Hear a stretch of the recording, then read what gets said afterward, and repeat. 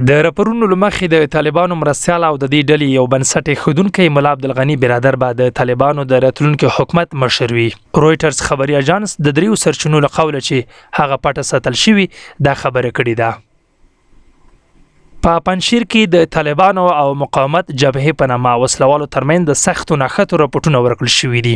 د طالبانو د ویان ذبیح الله مجاهد سکرټر بلال کاریمی رسنیو ته په یو استولي پیغام کې دا وکړه چې طالبانو تیر شپه په پنجشیر کې پرمختګونه کړي او په وینا د خواک ولسوالۍ په بشپړه توګه د طالبانو لاسته ورغلي او طالبانو ډیر تجهیزات او وسلې هم نیولې دي.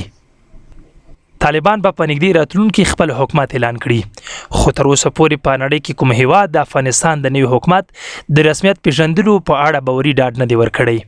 د طالبانو چارواکي احمد الله وثیق ویلي دي چې په ارګ کې د نوي حکومت د اعلانېدو لپاره تیارانې جریان لري. طالب چارواکو له دې وړاندې ډاډ څرګند کړی و چې داسې حکومت به جوړوي چې ټولو ته به د منلو وړ وي. د سپینې ماڼۍ چارواکو ویلي د افغانستان له نویو حاکمانو سره د امریکا د متحده ایالاتونو تعامل په داسې حال کې نه مشخص مرحلې ته داخليږي چې واشنگټن هڅه کوي څه باندې 100 امریکایان چې تر اوسه هم په افغانستان کې پاتې دي له هیواده وباسي. په ورته وخت کې طالب چارواکو ویلي د هغوی نوی حکومت چې د جوړېدو په حال کې دی لا چې او نور ټولو هیوادونو سره به خپل روابط پیاوړي کړي. د ملګرو ملتونو لخوا له اسلام آباد نه مزار شریف او کندهار بشر دوستانه مرستو رسولو په موخه الوتنې بیا پیل شوې دي.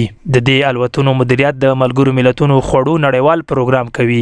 د ملګرو ملتونو د سرمنشي انټونیو ګوتریش ویان سټيفن دوجاریک وای تر اوسه 3 الوتنې مزار شریف ته شوې دي.